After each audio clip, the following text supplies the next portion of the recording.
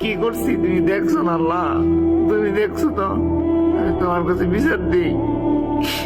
আর একটা কথা তোমার কাছে বলি, যার জন্য যারা বানাও নাই তাদেরকে বিয়ের পূর্বে কখনো পরিচয় করায় না আল্লাহ, কখনো পরিচয় করায় না।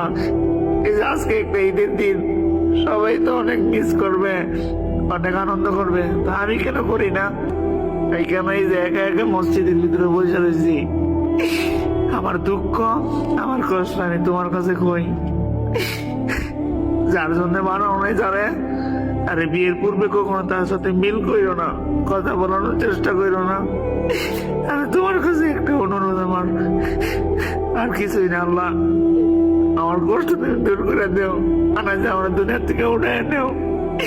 আমি এই কষ্ট সহ্য করতে পারি না, আমি আর কত সহ্য করব? আমার কেন এত অস্থির অস্থির লাগে, আমার কষ্ট কেন হয়?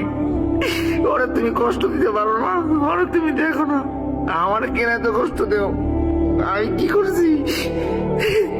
তুমি ভালোবাসা দিলে কেন আল্লাহ? মানুষের প্রতি তো মায়া দিলে কেন?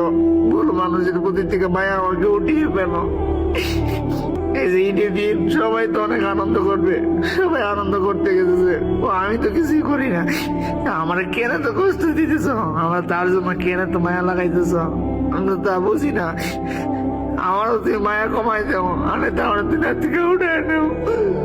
আমার তার কষ্ট সহ্য না, আর কত কষ্ট সহ্য করবো?